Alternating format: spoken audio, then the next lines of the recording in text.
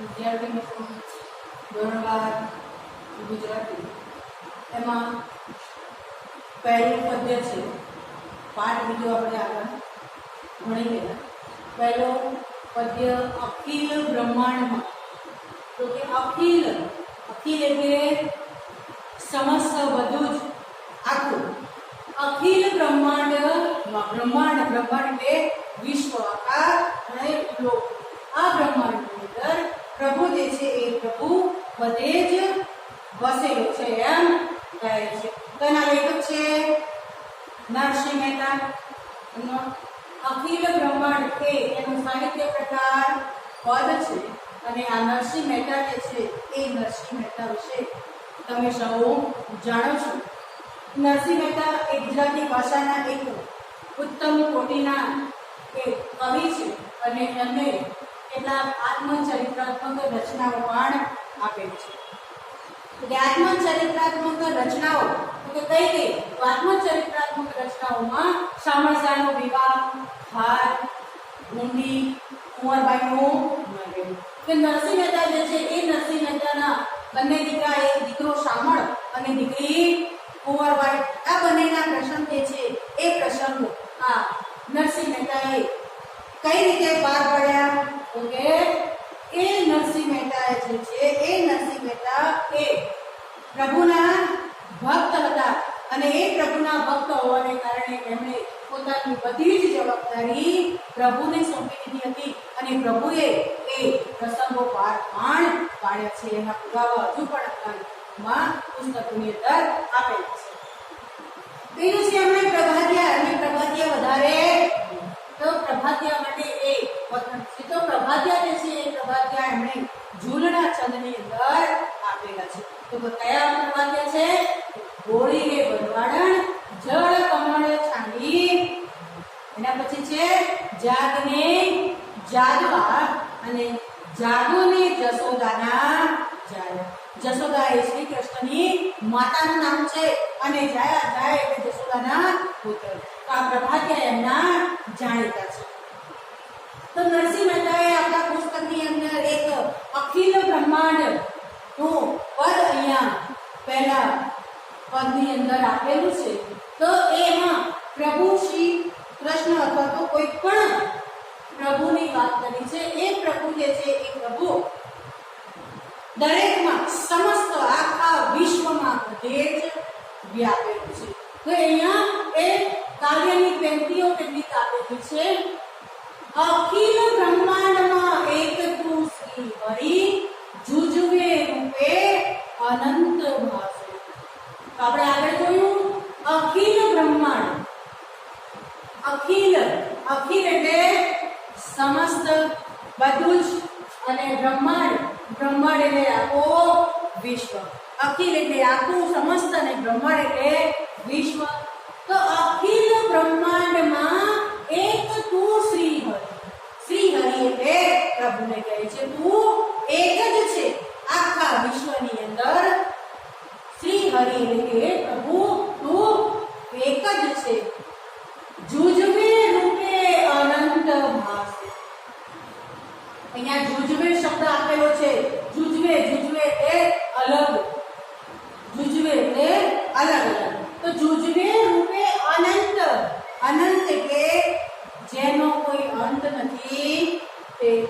અને ભાસે એટલે રહેવું, વાસવું અથવા તો રહેવું. અહીંયા રહેવું. અખિલ બ્રહ્માંડમાં એક તું શ્રી હરિ, જુજવે રૂપે અનંત ભાસે. જો કે આખા વિશ્વની અંદર એક જ તું શ્રી હરિ છે, એક જ છે, છતાં પણ જુજવે અલગ રૂપે અનંત કે જેનો કોઈ અંત નથી એવા સ્વરૂપે તું દેખાય છે. દેહમાં દેવ તું, તત્વમાં તેજ તું. દેહ એટલે શરીર. માનવીનું શરીર જે છે એ માનવીનું શરીર શાના કારણે ચાલે છે? તો કે હૃદયના કારણે ચાલે. તો કે હૃદય કોણ ચલાવે છે? પ્રભુ ચલાવે છે. કે માનવીના શરીરમાં પ્રભુનો વાસ વાસ હોય છે એમ આપણે કહીએ છીએ. જો પ્રભુ જ ન હોય તો આપણું આ શરીર જે છે એ શરીર ચાલે. એટલે આપણા આત્માની અંદર હૃદયની અંદર પ્રભુ વસેલો છે. માટે કહે છે કે દેહમાં દેવતું, મનુષ્યના દરેક શરીરમાં દરેક જીવમાં એ દેવતું સમાયેલું છે. તત્વમાં તેજતું, દરેક તત્વની અંદર તું તેજ રૂપે સમાયેલું છે. તો કે તત્વ, તો તત્વ કયા? તો કે તત્વ એટલે પંચ તત્વ. પંચ તત્વ કયા? તો કે જળ, વાયુ, પૃથ્વી, તેજ અને આકાશ. આ પંચ તત્વો છે. આ પંચ તત્વોમાં તું તેજ સ્વરૂપે સમાયેલો છે. જળ, વાયુ, પૃથ્વી, તેજ અને આકાશ. કે આપણે જાણીએ છીએ કે જો જળ ન હોય, જળ એટલે પાણી, તો મનુષ્યનું જીવન શક્ય નથી. એ જ રીતે વાયુ, તેજ, આકાશ, પૃથ્વી કશું જ ન હોય તો મનુષ્ય જીવન શક્ય નથી. માટે કહે છે કે દરેક તત્વમાં તું તેજ રૂપે સમાયેલો છે. શૂન્યમાં શબ્દ થઈ વેદ ભાસે. શૂન્યમાં એટલે કે જ્યાં તું દેખાતો નથી એ દરેકમાં તું શબ્દ થઈને વેદ વાસે. વેદ વાસે એટલે આપણા જે ગ્રંથો છે એ ગ્રંથોની અંદર, વેદની અંદર શબ્દ સ્વરૂપે તું સમાયેલો છે. ગ્રંથમાં તારા વિશે લખેલું છે. વાસે વાસે વેદ ભર્યો. આ ગ્રંથોની અંદર તું તારા સ્વરૂપે છુપાયેલો છે. પવન તું, પાણી તું, ભૂમિ તું, ભૂધરા, વૃક્ષ થઈ ખુલી રહ્યો આકાશ. પવન તું, પવન જે છે કે હવા, વાયુ, એના વગર મનુષ્ય જે છે જીવી ન શકે. તો પવનમાં પણ તું જ છે. જો પ્રભુ ઈચ્છે તો જ પવન વાય, પ્રભુ ન ઈચ્છે તો પવન વાય. અને જો પ્રભુને એમ થાય કે મારે પવન બંધ કરી દેવો છે, સ્થિર કરી દેવો છે, તો મનુષ્યનો વિનાશ નક્કી છે. માટે કહે છે પવનમાં પણ તું છે. એટલે કે પવન એ પણ તારું જ રૂપ છે. પાણી એટલે પાણી પણ એ તારું જ રૂપ છે. અથવા તો પાણીમાં તું સમાયેલો છે. એટલે અહીંયા આપેલું છે જળ, વાયુ, પૃથ્વી, તેજ, આકાશ. બધામાં જ તું સમાયેલો છે. એટલે કે પવન પણ તું છું, પાણી પણ તું છું, ભૂમિ, અહીંયા ભૂધરા શબ્દ આપેલો છે. ભૂમિ પણ તું જ છે. ભૂધરા, ભૂધરા એટલે ભૂમિને ધારણ કરાય.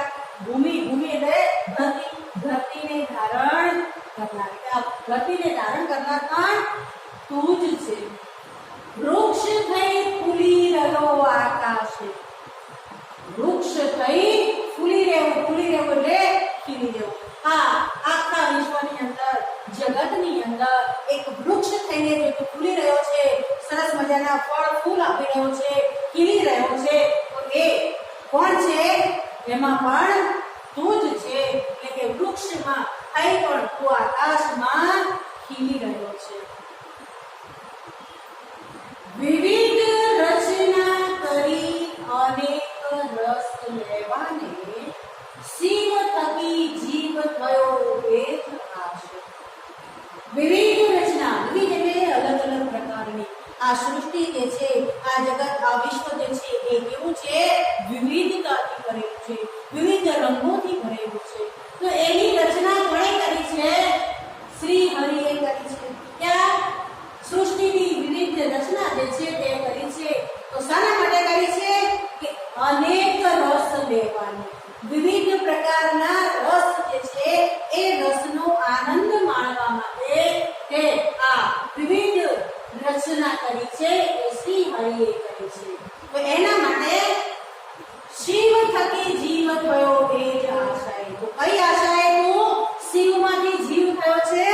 કે આ સૃષ્ટિની અંદર વિવિધ રચનાઓ જે છે એ વિવિધ રચનાનો રસનો આનંદ મળવા માટે તું શિવ, શિવ એટલે પ્રભુ, ભગવાન, ભગવાનમાંથી જીવ, જીવ એટલે મનુષ્યનો એ મનુષ્ય અવતાર ધારણ કરાયો છે. અને મનુષ્ય અવતારની અંદર અને દરેક જીવની અંદર તું સમાયેલો છે. માટે કહે છે કે એ જ આશાએ, કઈ આશાએ? કે દરેક જીવને વિવિધ રચનાની એ આનંદ અપાતો એનો રસ લેવા માટે તે ખુશીઓમાંથી જીવ બન્યો છે. વેદ તો એનો વધે શ્રુતિ સ્મૃતિ સાત દે, અનંત કુંડળ વિશે વેદ ન પાડે.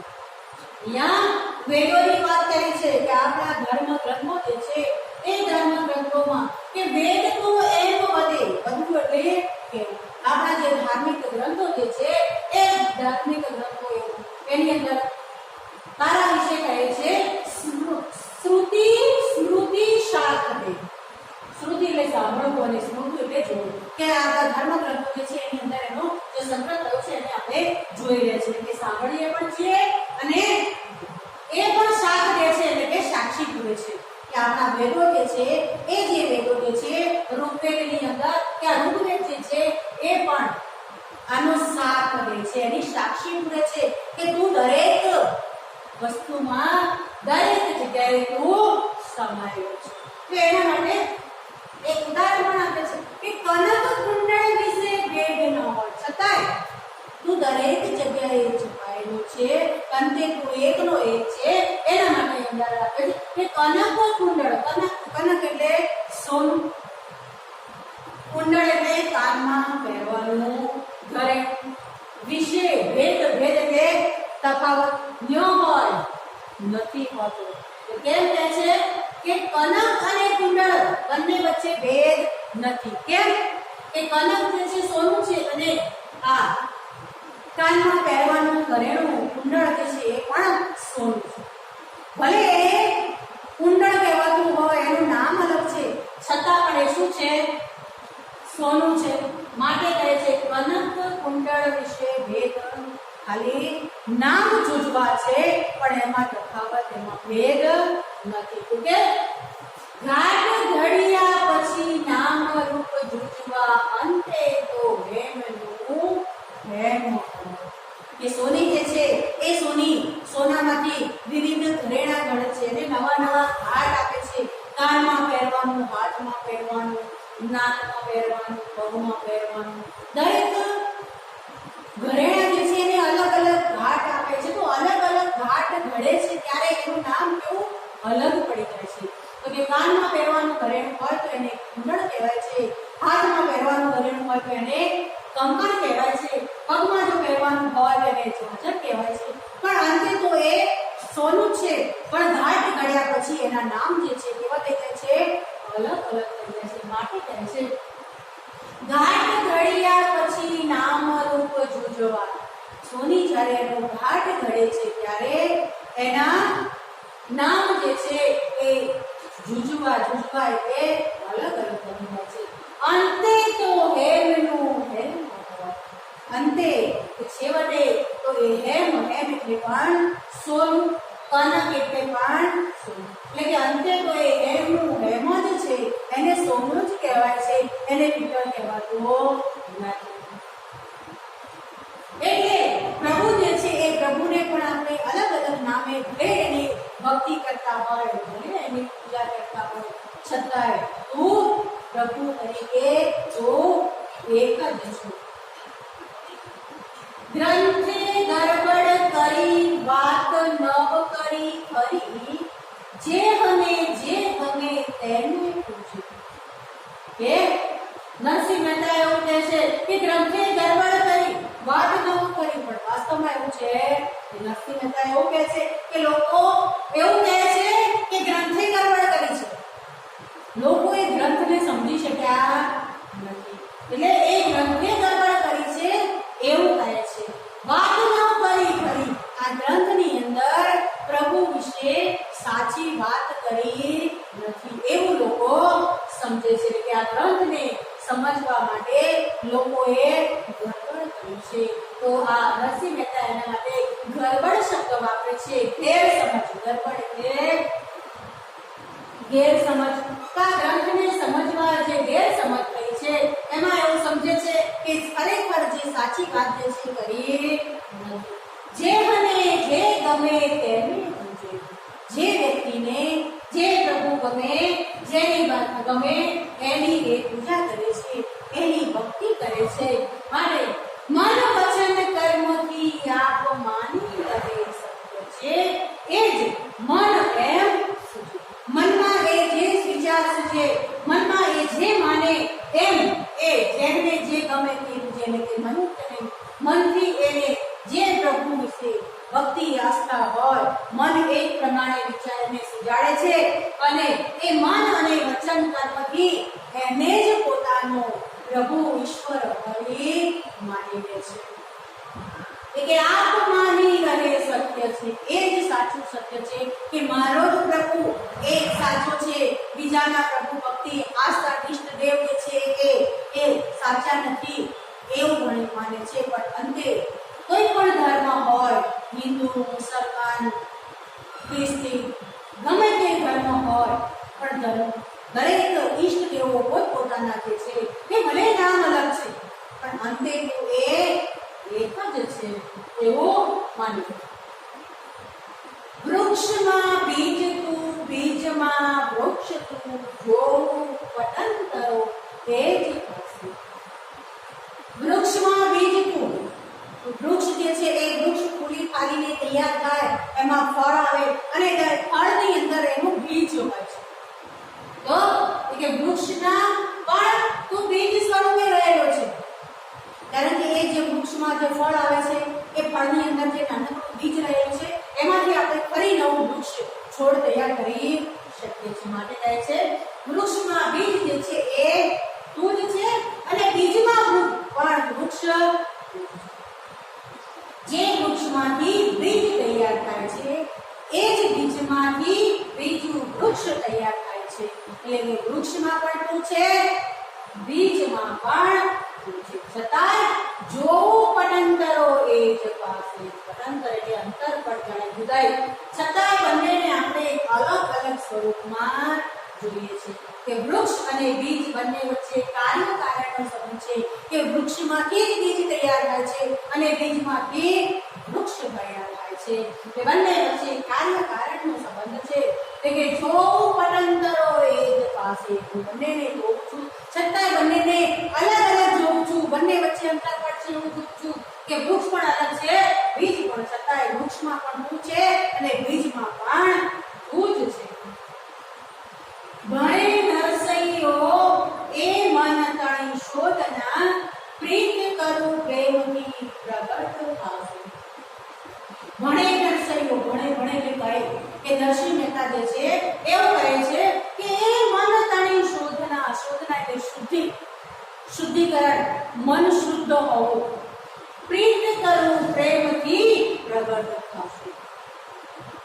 આ શ્રી હરિ જે છે સમગ્ર વિશ્વમાં છે, દરેક વસ્તુમાં એ સમાયેલો છે, દરેક તત્વમાં સમાયેલો છે.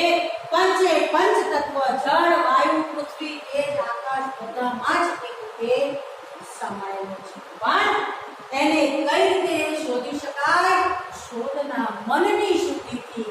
એ મન શુદ્ધ રાખી, મન નિર્મળ રાખી જો એની શુદ્ધિ કરવામાં આવે, એને પ્રીત કરવામાં આવે, પ્રીત કરવી એટલે એની ભક્તિ કરવી.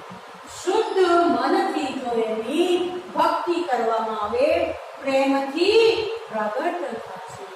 પ્રેમથી કોઈ પણ જાતના સ્વાર્થ વગર પ્રભુની ભક્તિ કરવામાં આવે, શુદ્ધ મનથી કોઈ પણ જાતની બદલાની ભાષા બદલાની ઈચ્છા સિવાય જો પ્રભુની ભક્તિ કરવામાં આવે. પણ આપણે તો એમ નહીં પોતાને શ્રીફળ ચડાવી પણ મને બધામાં મારું કામ બહુ તૈયાર છે એમ પ્રભુ પ્રગટ થાય. તો મન શુદ્ધિકરણ કરી મન જે છે એ સ્વચ્છ બનાવી, કોઈ પણ જાતની બદલાની આશા રાખ્યા સિવાય જો એને પ્રેમથી ભક્તિ ભાવથી જો આપણે એની ભક્તિ કરીએ તો જ એ પ્રભુ જે છે પ્રગટ થાય છે. માટે આ પ્રભુ જે છે શ્રી હરિ છે, દરેક કણે કણમાં વિશ્વમાં સમાયેલો છે. પણ એને જો સાચા મનથી જો ભક્તિ કરવામાં આવે, પ્રેમથી ભક્તિ કરવામાં આવે તો જ એ પ્રગટ થાય છે. પદ છે